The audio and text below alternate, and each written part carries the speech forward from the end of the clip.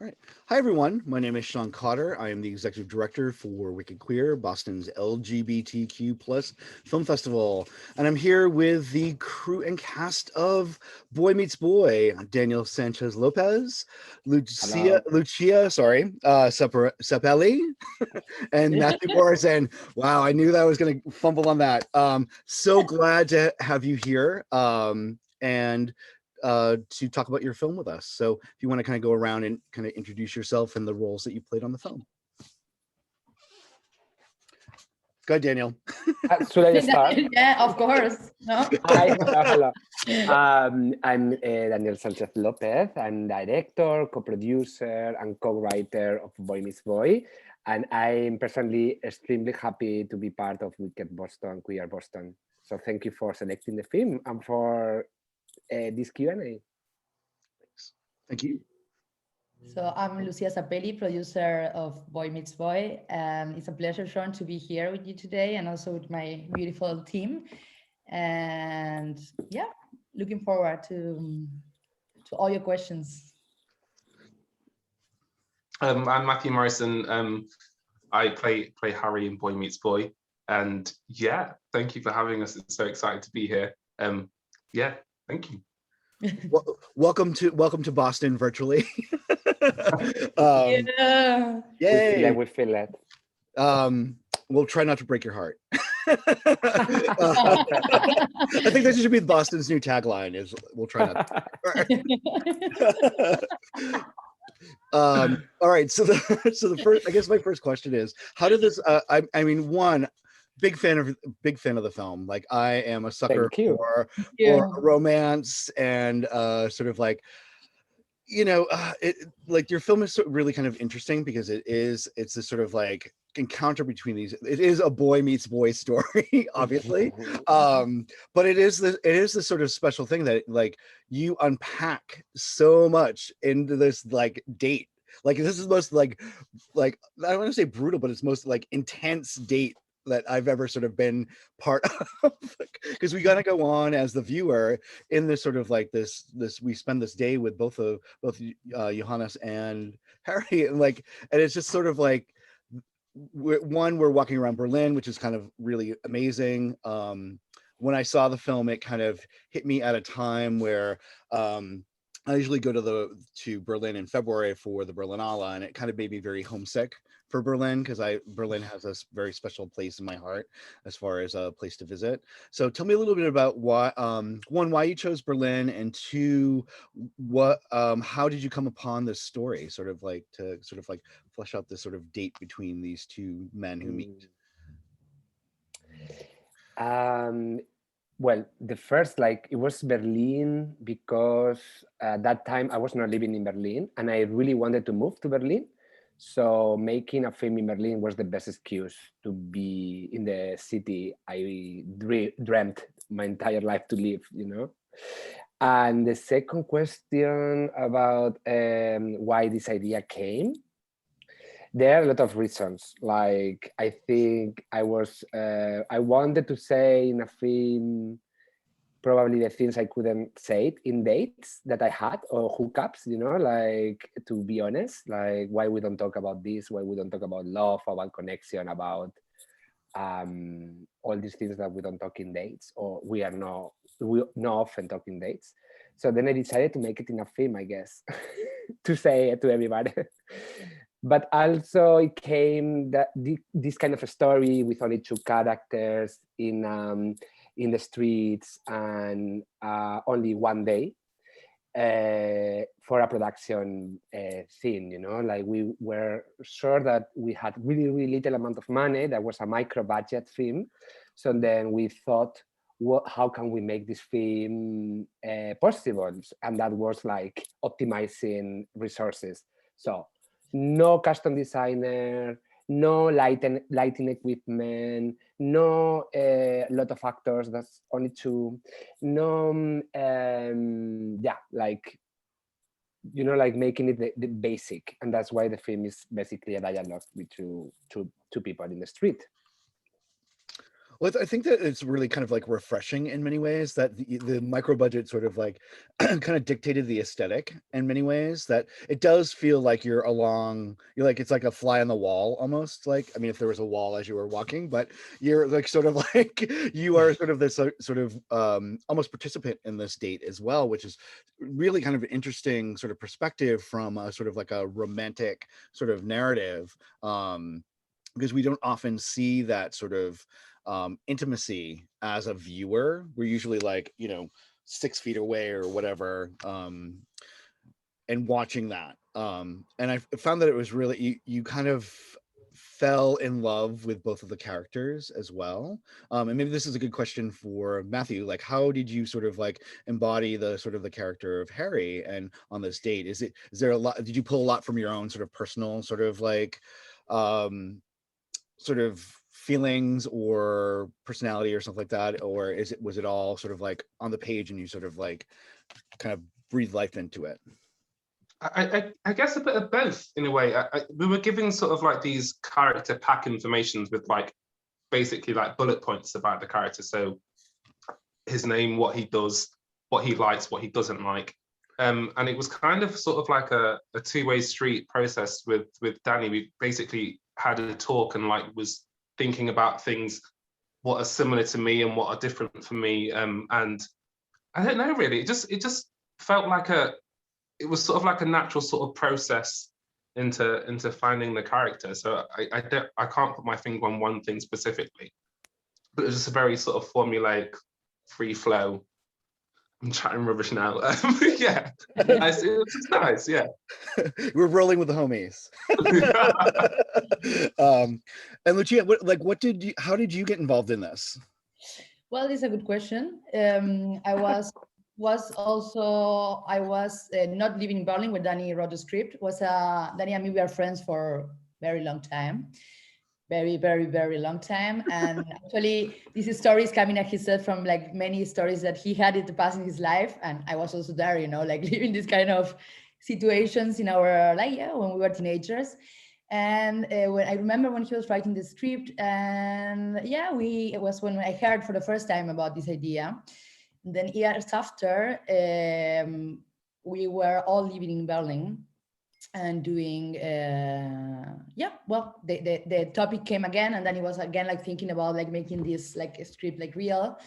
And then me and the line producer Geray Sanchez, that is also a very good friend of mine, we said to Danny, this is the moment, like let's do it. We are living now in Berlin. This is like the moment like to like shoot like your beautiful baby here in the city. So we started with the process of the pre-production. Was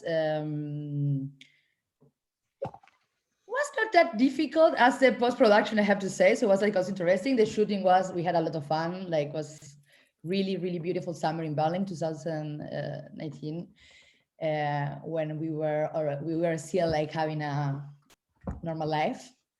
Like what we show in the movie was still like real, no? Like going to a class, meeting people, having dates, having like meeting like the love of your life in one night when you feel like you're totally in love.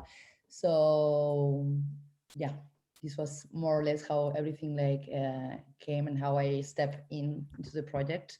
And it was really, really beautiful to be part until the end. Nice. Yeah. I guess my next question too is, I mean, because there was so much on this date to sort of unpack, what sort of like dictated the sort of conversation between them? Because I mean, there's definitely themes about sort of like app culture, like on Grindr and stuff like that, that's mentioned a lot. Also, I mean, there's a lot. I mean, I could like list a whole bunch of I watched it again last night because I wanted it fresh in my mind for our conversation today. So like there's a sort of meditation on hookup culture. There's also this sort of like open relationship versus closed relationship. Now, a lot of the sort of themes that sort of are discussed in it, is this stuff from your sort of personal experience, or just stuff that you sort of wanted to sort of put out into the sort of the greater sphere of kind of like in like a queer space and conversation? Absolutely comes from own experience. Like as a gay man, I had these conflicts myself, and I don't have even the answers. Still looking for the answers with 30 years old. Like I don't know if I'm up for an open relationship or I'm not. I don't know if I'm celebrate a Grindr or I don't. You know, like I'm still having these conflicts, and also it's inspired as well in all the friends I had and all the stories I listened. No, and yeah. And also, I think one of the reasons why the movie finished how it finished is probably because I also don't have the answers to the questions I saw in the film. You know, like I don't know, like did I answer to your question? Yeah.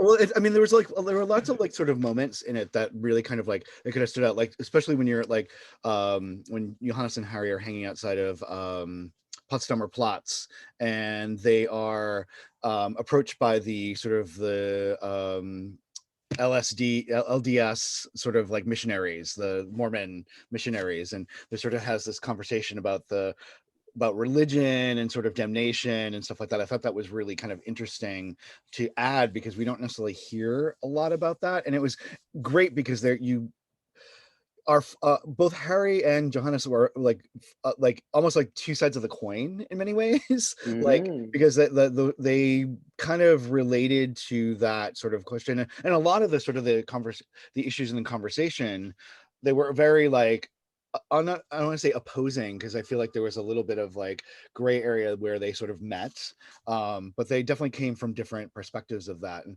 maybe if you could talk a little bit about that, the sort of the reasoning sort of behind. For me, what's really important that they were talking about gay things. Like I love gay people talking about gay things, but for also was really important that they could talk about things that they were not directly gay, you know, like talk about religion, talk about economics, talk about ottolenghi, talk about anything, you know, because normally when we see a gay person on media, they talk about their own experience. So for me, it was also really important that two young people that were homosexual were talking about things that happens in the world. And it was also really important also have things in common for both of them, you know, like obviously they are different, really different. They have different values, different ideas, but there are things that they agree, no? Like religion is one, another one is stereotypes in gay community. But although they agree in a lot of things, they also have different ways to see it, you know, like they always have, I will say that Johannes is always more radical in his way of thinking, when Harry is a bit more scientific, more like rational. And yeah, that was always in the script. I have to tell you one thing that was crazy from the scene of the Mormons is that when we were shooting, two real Mormons from the States came, and they thought that the Mormons were colleagues, like kind of like, "Hey, you are from Utah, like me." And then we have a moment of tension, like, it was not easy. It was really, it was a lot of tension because we were feeling like in a way, like really like, oh my God, they're going to discover now what kind of film we are shooting. No, maybe they're not going to be happy. But I told them like, look, we have to make it's a fake Mormons, but in a way, my intention with this scene was not laugh at the Mormons or say Mormons as stupid, you know, like who I am to say that, you know, like I have a Catholic background, like, you know what I mean? Like, I'm not going to say nothing wrong about it, but for me it was important that there was a conflict to show, like in this case was religious, but it could have been another kind of matter. But it was important for the story, for the narrativity, that they both had a different idea, and then they could see for first time in the day that one had like this kind of like temperament, you know, kind of like, so you are intense like this, you know, kind of like the first like kind of negative aspect of the other, you know. And that was why the scene of the Mormons was there. Yeah, you kind of, I mean, you felt that sort of that weight in the sort of like the almost like the tone change a little bit in that scene, which was kind of really super interesting. And I'm like surprised that it wasn't like Superman's Bizarro world where the fake Mormons and the real Mormons came up and the whole world exploded or something like that. Yes, yes. But it was also kind of interesting too, because you forget sometimes that Mormons are missionaries as well. So when they appeared in that sort of scene, I was like, oh wow, because I'm so used to seeing them around America, especially around Boston. There's a huge sort of like enclave of them. I feel like we're sinners. They need to convert us. Yeah, and they are yeah. probably right. Maybe. But Matthew, it's sort of the same question to you as a sort of character. If you know, considering that a lot of the sort of the dialogue in it just seemed kind of came from you, was a lot of this sort of improvised on your part in the sort of conversation between the two of you?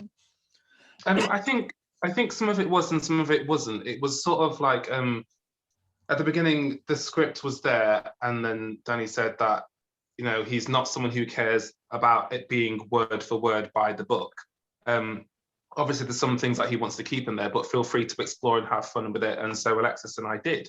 But yeah, it was sort of a back and forth between improvisation and keeping to the script. And some things just happened naturally as well, which was really nice. And you see those moments in there, like when the car beeps when we're going across Warschauer Strasse, I think it is.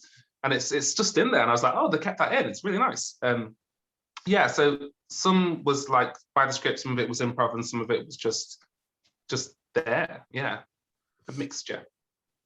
It was kind of also funny too that like Johannes had the worst luck ever on this date. Like his wallet was missing, his bike got stolen, and then he like. I don't like the ending was really kind of interesting as well. And don't be afraid of spoilers because this will get popped at the end of the film. So we'll hope that the audience has seen the film. So sorry, spoiler alert. The ending was really kind of like, for me, it was very telling, and especially someone who's been in a sort of open relationship. I consider myself polyamorous. And the dinner sort of like with Johannes and his boyfriend, who looked very dour and very like unhappy. What was the sort of the decision to kind of put that in? It sort of gave this sort of gravity and this sort of like longing to recapture the what had just happened in many ways. And was that sort of intentional, or was that me reading into that? No, completely, you're right. That was a really interesting thing, because in the script it was not like this. The end of the movie had another end. It had another scene, but the meaning of like the mood, it was basically the same. You know, like we keep the mood, the idea of the film, no? And this idea was that the characters were not really knowing from each other, if not, they were learning something from themselves. Like that at the end of the movie, they are different, but they are not together. So that they discover something from this journey, you know? And in a way, it was really clear that the character of Harry kind of like believes in love after this meeting, you know, like has like a sweet moment, like in the train, like I'm not with this guy, but maybe I meet someone like this in the future. And for Johannes, it was more like he has this idea that believes in open relationships and in the silence, no? Like he's like, no, like silence is sexy, silence is amazing. But I think when he's in this bathroom looking at himself, no, like the reflection of himself, and then the silence that is broke with like disgusting sound from the boyfriend when he brushes his teeth. I think in that moment he realizes that actually silence is not sexy, and that something changed on himself, that probably this is not what he wants. And I mean, the movie doesn't continue because it's how it finished, but I don't think Johannes is the same person that at the beginning of the film, you know? He discovers something, and probably something is going to happen, no? Maybe in Boy Meets Boy too. Yeah. I mean, that's... go ahead, Lucia. No. I was thinking, it's not. Maybe it's finished because you said that it's finished. Maybe not. So let's see.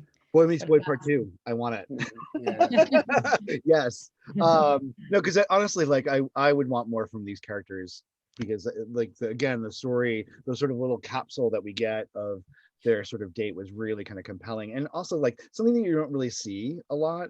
I found that their conversation and their sort of the unpacking of and sort of bearing of each other's sort of like souls and sort of their who they were was really kind of like, again, probably one of the most intense first dates I've ever been part of. So maybe goals for later. Sorry, potential dates in the future. It could be an intense one. But you like, again, there's a lot that you punctuate this sort of date with a lot of like really kind of interesting things. Like again, Johannes's bad luck in many ways, but also like, so they go to the sort of the internet cafe, which is very European. It's like something that doesn't really exist too much in America, which is kind of nice. But it also gave this sort of flavor of Berlin and also Germany and Europe as a whole. But what I thought was really interesting is when they were in there, Johannes was like, watch this video. And it was like Leni Riefenstahl's Olympiad diving, and I was just like, what a weird thing to like have someone watch on a first date. Why did you choose to pick that of all things? Like, it could have been like cats playing piano or something like that. Oh my God, I think I put it there because I love it, because I personally love diving. I think it's the most sexy sport ever, you know, like I love these divers always in the Olympic Games. It's like, wow, you know, I have it maybe for fetish and only that. And then because it needed to be cultural, so then I thought, okay, let's do the Leni Riefenstahl video, you know, and also because he's German and he also can say something about the Nazi background, and yeah, the pictures are beautiful. I would love that are like 1 minute of these videos in the movie, but yeah, rights are expensive, but your budget again. Yeah, I mean, it was really, I mean, it was really interesting because it was this sort of like this moment of beauty in an already beautiful film. But I thought it was kind of interesting because, you know, we're also experiencing this date from Harry's sort of perspective, who's, you know, obviously visiting Berlin, and I find myself as a visitor to Berlin too, that's like you can't escape that sort of Nazi sort of like kind of conversation as much as like Germany wants, they don't want to sweep it under the deck, but they don't necessarily want to talk about it either. Yes. And I thought that was kind of interesting to sort of like use that as a sort of like a kind of like a punctuation point in the date as well. Yeah, I guess my next sort of question too is, maybe this is for you, Matthew. As they're sort of like kind of like talking, there's a sort of moment when they're sort of discussing the sort of the apps and stuff like that, and you get sort of the sense of the character sort of like self-loathing in many ways, like when he talks about wanting to cut off his dick and stuff like that. It seems really unfulfilled. Do you think that is sort of like very common in the sort of the gay community, or very common to like your what you sort of experienced with other gay men, yourself, etc.? Oh, deep question. Sorry, the deep questions. I think when it comes to shame in the gay community, I think everyone has it, and I think it manifests in different ways with everyone. So some people will be comfortable with certain things and other people won't be comfortable with those same things. And I think it just depends on what level that you're sort of in combat with yourself, that you will show these things and feel these things. Yeah, I think that in essence answers the question. But I think I see things with like friends and friends of friends and partners of friends, where some people seem completely comfortable, completely fine, will be like doing things and you're like, oh my gosh, how can you do that? How can you be like that? I wish I could have that freedom within myself. But then if you sit down and talk to them, they'll struggle with something else that you're not struggling with. So I think not speaking for everyone, but from what I can see of the world, everyone has a struggle somewhere. I don't think there's anyone who's completely okay.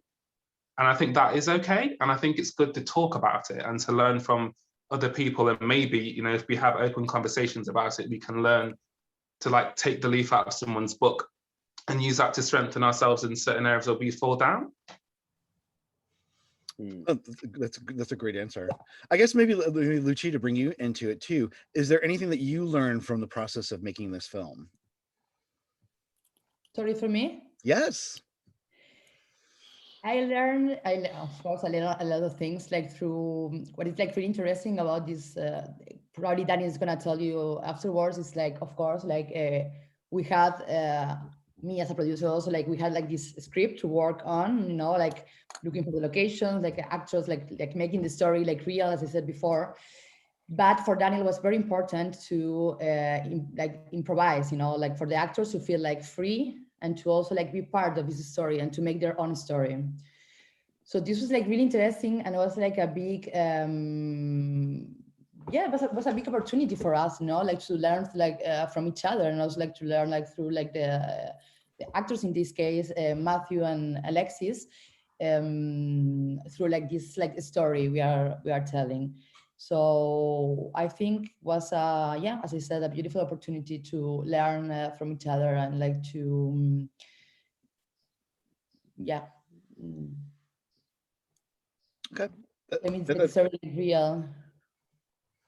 Well, that's great. So also, like like regarding like just like to work, of course, was a lesson to how to work with this like little like really little amount of money and to make like a movie, you know, in like 3 weeks, like during the summer in Berlin.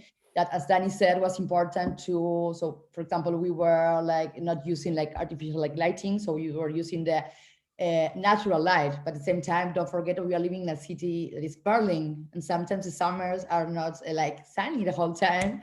Sometimes it's completely gray for weeks, or sometimes it's raining the whole month of August or July. So we were afraid of this, and was challenging, but it was also yeah. So we were was a lesson like to work in these like conditions with this like micro budget was a lot of fun. I mean, that's amazing that you guys did this all in 2 weeks. Like that's just kind of amazing. So maybe there's some question for you, Daniel. What did you learn from the sort of process of sort of making this film?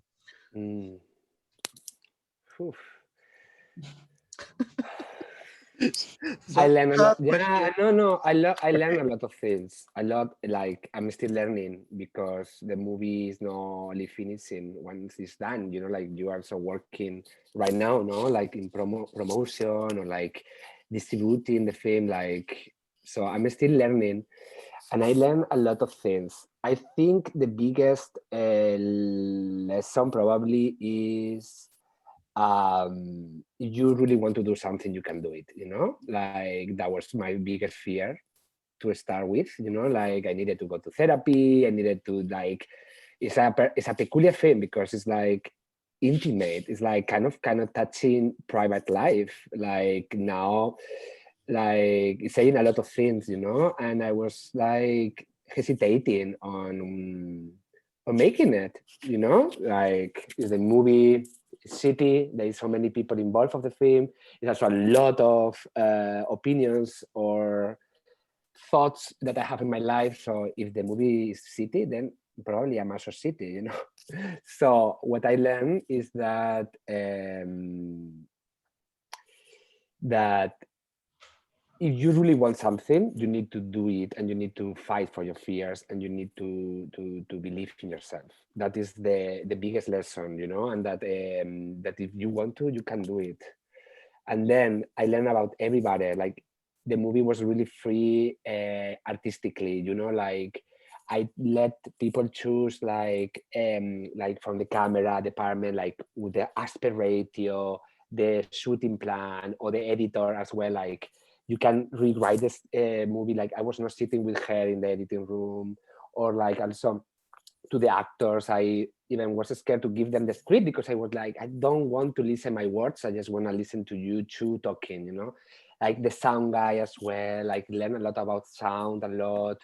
I learned about everybody, you know, and in a way, yeah, I'm looking forward to do a second one, you know, a third one. I think that's really great too. So I've got 2 more questions. I'll promise they're not going to be too hard, but because we've delved some depths here.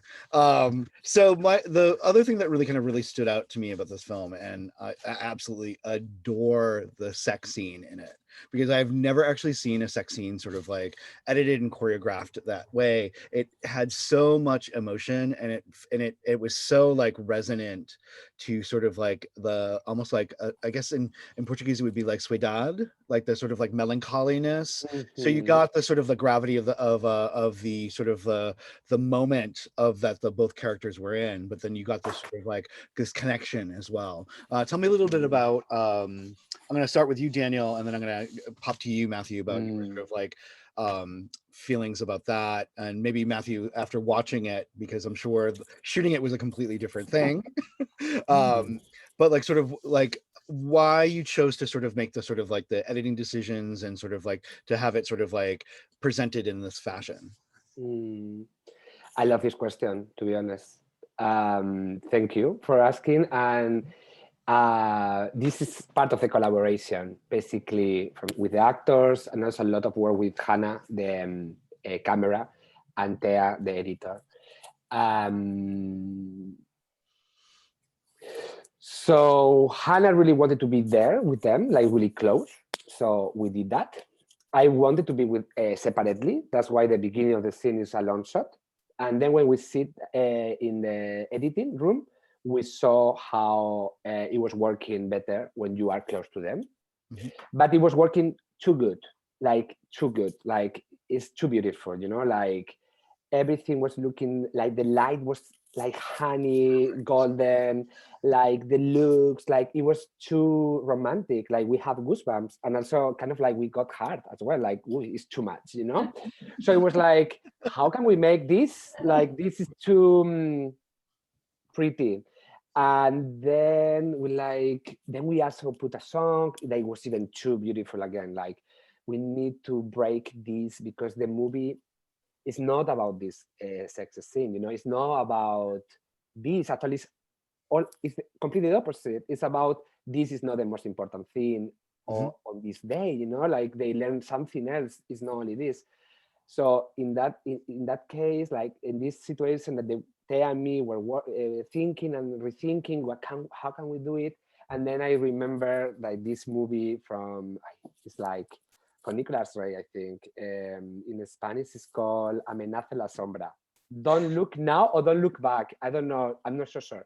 But basically, it's this movie where there is a sex scene in the middle. And the editing is exactly this. It's like they have sex, and at the same time, they cut to moments where they are putting their clothes on. There is a music on the scene, and the scene belongs to the beginning of the film, more or less. But the meaning is that after that sex scene, everything will be over. You know, it's like, don't get too happy with this kiss or this hug, because it finishes. And that was the intention with the editing, you know, like kind of like remove the sweetness. And then Matthew can tell you about the process of shooting, but it was a really intense, in my opinion, it was the most intense scene to shoot, no? Because the energy in the room and everything was like, wow, what is happening, you know what I mean? Like, yes, so one of the last scenes that we shot, because we tried to shoot chronologically. So actually, I think there's a lot to unpack there for the actors, because it was kind of like the last time that they were acting together. Oh wow! Yeah, Matthew, if you want to jump in. You're gonna have to repeat the question because I forgot it. Sorry. So how was it for you to like? Obviously, you've seen the film and you've seen how the sex scene is sort of presented, and this sort of like, it's not, I wouldn't say anticlimactic, but it definitely is it's sort of like you can feel the sort of finality, you can feel all the emotion that has happened before in it. It's really well done. As far as like how it's presented, it's definitely not presented as sort of something that is like I don't know, it has so much emotion sort of soaked into it, that maybe you can kind of like shed a little light about what it was for you to shoot that and then also to watch it after the fact.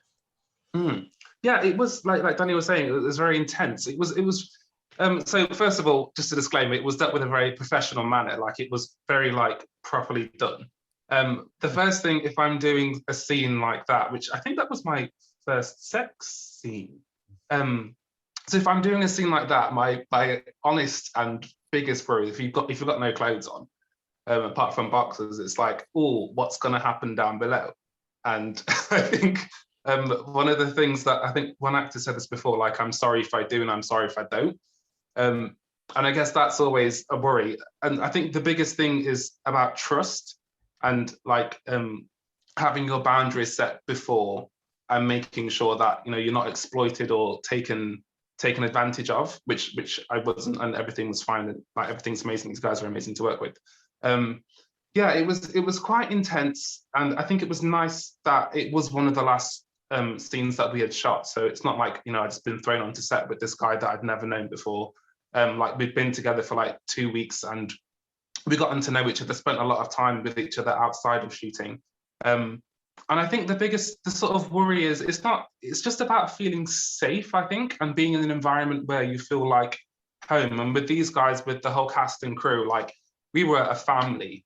Like a few days into filming, it was just like everyone's so nice and just so down to earth and just so lovely. I remember the massive paella that you cooked for us, Lucy, at the wrap party on the field. It's just so beautiful being with these guys. And so for me, being in that environment, it doesn't really matter what happens on set as long as I feel safe.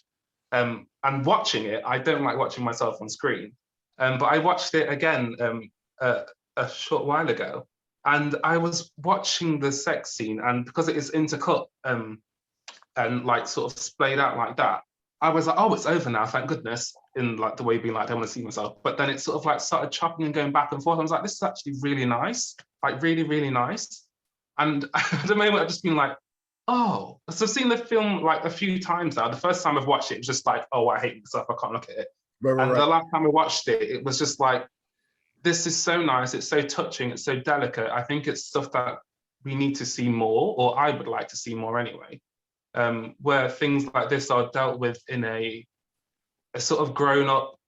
I mean, you don't see actually any sort of like intercourse, like any rumping or thumping or anything like that. And I think that's beautiful. It doesn't have to do that. And I think it's just so beautiful to watch now. And I'm over myself getting in my head about it. So yeah, it's really nice to watch. I wouldn't like, you know, watch it every single day when I wake up. But yeah, I think those guys did an amazing job with it. And it's nice to watch having been in it as well. Yeah.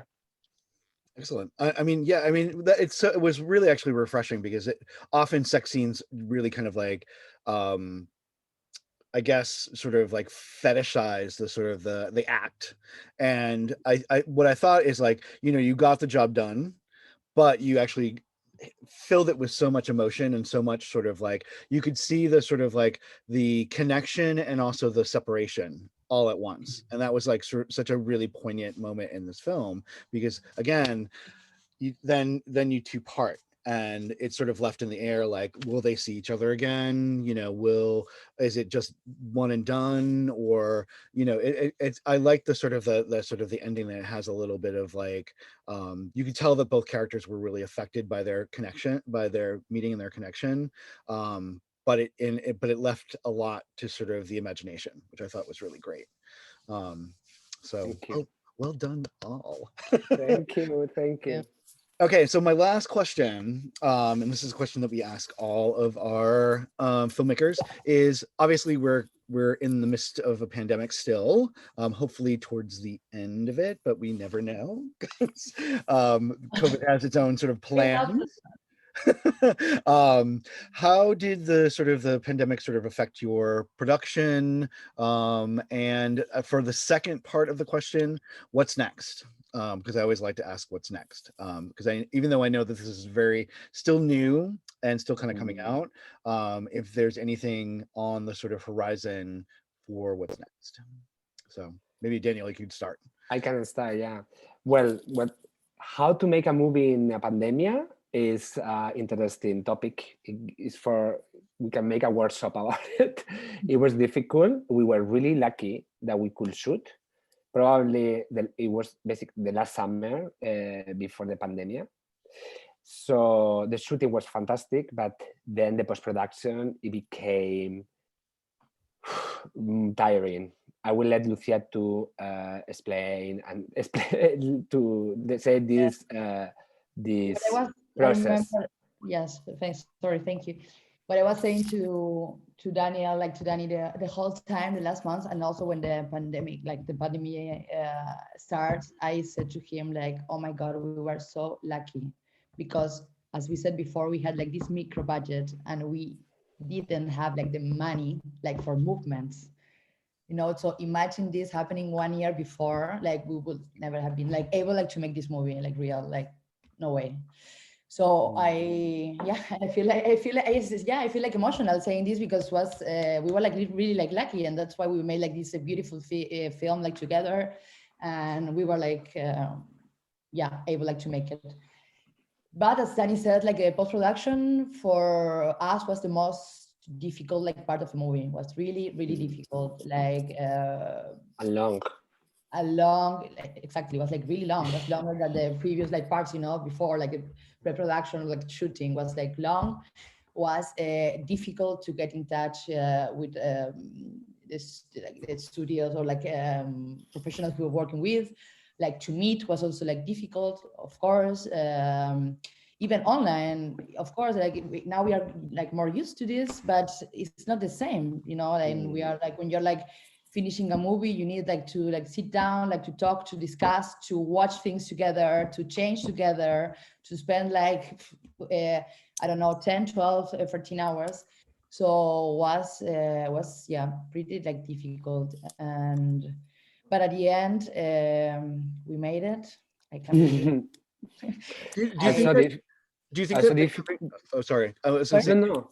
Do you think that having a little bit more time, because everything kind of shut down, kind of helped the sort of the final product of the film? I think so. In an artistic way, we had the opportunity to edit the film for more than 1 year. So Right. we, before the pandemic started, we saw the film in different groups. We did like, I don't know, like 6 or 8 screenings that we gave people like a test to tell us their opinions, and then we had basically more than 8 versions of the film. But the editing, it was beautiful, like this have so much time. Also the editor is my flatmate, so it was everything really homey, like it was a really handmade thing. But the rest of the thing, like do all the digital post-production, like DCP wise, color correction, exports, like all this, it was a bit more complicated when the offices are closed, or when the offices are closed for 1 month, or when the office is closed, but we don't know when we are going to open.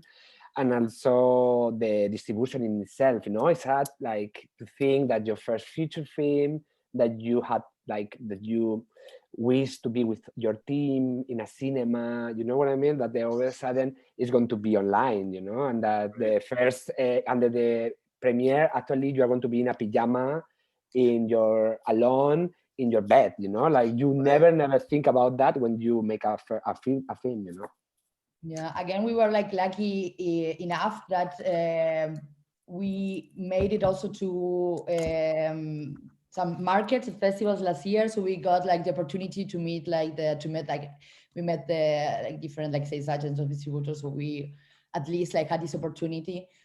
But of course, the saddest part is that we were looking forward to finally enjoy like this moment of festivals together and to meet and to celebrate and to talk and to party and to drink and to get wild and crazy and cry and laugh and everything together, you know, how we are, because we are a family, as Matthew said, and we are a family, and this is like the most beautiful part. But yeah, it's still sad like to not be like able like to meet in person. But Sean, no worries, we are gonna visit you next year in Boston. Yeah, invite us.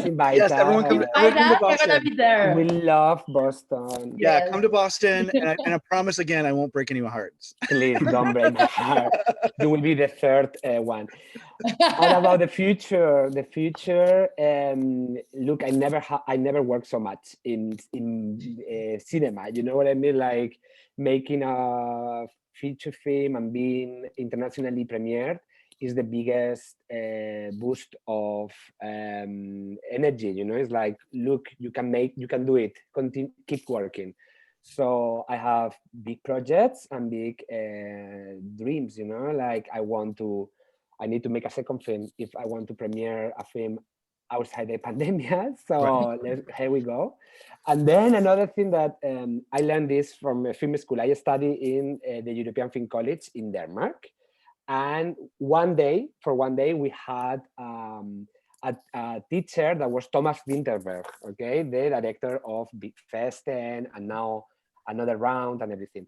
And I don't remember anything about this workshop, but the only thing that I stick in my mind, it was that he say, like, when you make your first feature film and you are going to be about to premiere it, you need to have a second feature film already. You need to have a script, an idea, or a portfolio, because if not, if your film became really popular or it became a fail, you are going to be destroyed because you are only going to hold to this project.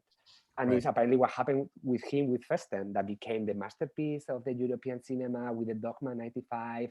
Everybody thought that he was a genius. And then he had a lot of problems to make a second, a third, a fourth. Like everybody was like, no, but Festen is better. No, Festen is better. So I had this on my mind, like, okay, I need to have something, you know? So I'm writing my second feature film about queer teenagers in La Mancha, where I'm from in Spain. And also I'm producing a documentary about a trans woman from Cuba living in Russia. Wow. And I'm co-producing it with the Cuban director. And yeah, I'm like really looking forward to make much more movies, queer films, to be in Wicked Boston next year, and you know, like a lot of years. That sounds amazing. I'm looking forward to seeing those projects for me. And if I could counteract, if you can make genre films, please do. Like queer thrillers, queer horror movies, queer. I would love a trans like cop procedural or lesbian James Bond. Oh wow! Like, why not? Same question for you. What's up next? It's been a weird one. The pandemic's been really weird. So since, I guess, in 2020, January time, I had a job for a commercial then, and then I hadn't worked as an actor in over a year. I think I just got my first job in March, so it's been like a year and 2 months without any acting work, which usually for me, I usually work quite frequently. So it's been a bit of a downer, to be honest. But things are slowly picking up again. I think I've got one thing, a short film in the pipeline. I can't really say much about that, I don't think. But yeah, nothing much really. A short film, and then that's all I have. But I think things are starting to heat up a bit more. Like 12th of April today, so we're having things open today in the UK. So hopefully things will get warm a bit more. But at the moment, not much. Fair. Go around for a pint in a pub, no? Yeah, we can go for pubs. Go. We are closed since November, so imagine our mental health. Yeah, I'm looking forward to things opening up here as well. So fingers crossed, fingers crossed, fingers crossed. All right, so I mean, again, thank you all for joining me on this day, and I appreciate your time and sort of chatting about Boy Meets Boy. Folks, if you have not seen Boy Meets Boy, what are you waiting for? Like, seriously. It's running April 8th to the 18th on our Zerb channel, Wicked Queer's Zerb channel. For tickets and information, go to www.wickedqueer.org. Daniel, Lucia, and Matthew, thank you so much for joining us, and thanks for chatting with myself and also the audience. And thank you. Great. Thank you so much, Sean. Thank you to everybody that watched the people already, and see you next year in Boston. We promise. Yeah, see you next year. Heartbreak or not. Yeah.